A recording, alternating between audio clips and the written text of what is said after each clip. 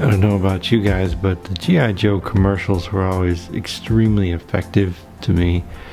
They always showed these kids with these perfect setups. It looked like a backyard with a stream running through it and hills set up to put figures all over and everything. It just seemed so cool. Obviously, a soundstage now, but it made me really feel like, I could have these G.I. Joe adventures in my backyard. So I would try and lost lots of bombs and guns and pieces of various vehicles in our backyard. But today we've got from 1987 a G.I. Joe action pack, which were wind-up motorized backpacks of various shapes and sizes. And the one I have today is simply named Anti-Aircraft Gun. Let's see, who all do we have on the cover here? It's got Jinx on a helicopter. There's Outback on a rope crossing thing. I'm actually not sure who these two guys are. This is 87, so I'm a little surprised, but I don't recognize them at all. On the back here, we got a little bit of detail about the main gimmick of these. They're motorized, which really just means they're wind up, and they have a simple function.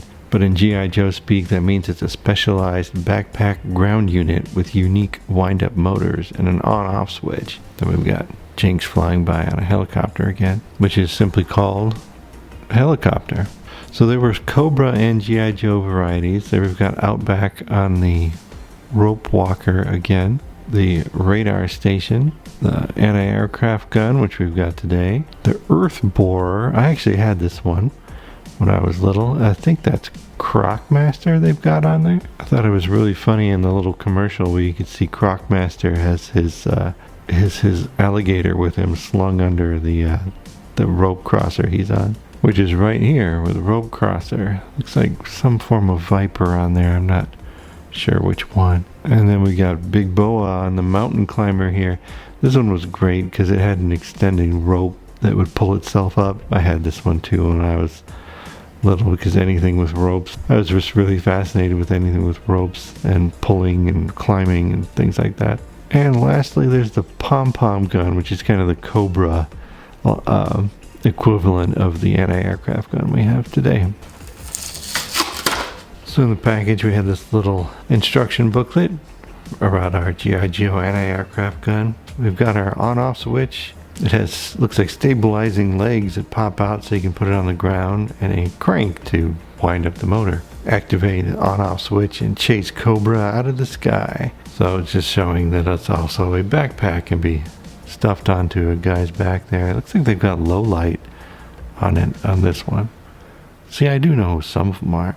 And of course, would it be a G.I. Joe vehicle or accessory if it didn't have a lot of caution, danger stickers? There isn't a no step though, so. And here is said sticker sheet. So here's our anti-aircraft gun with all of its stickers applied. As much as they still are stickers, they've lost quite a bit of their sticking ability. Yeah, it's got a pretty typical G.I. Joe look to it. The olive drab with the silver details looks nice. I have not tried the mechanism yet, so should probably give that a shot, huh? Winding knob is located right here.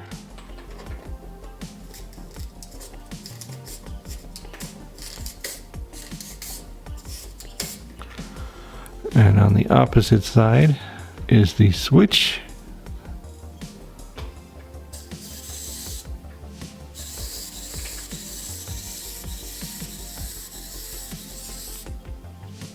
Well,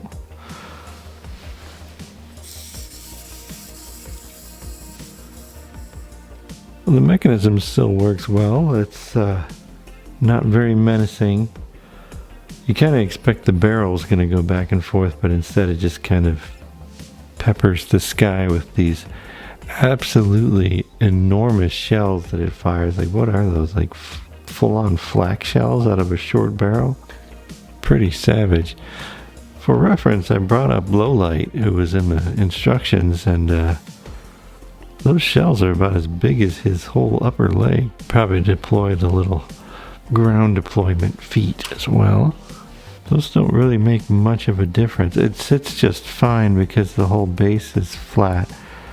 So the bracing feet don't make that much of a difference, at least in the toy's stability, but I guess it does make sense if you're firing these giant shells on the ground. So here's the low light lugging this thing around.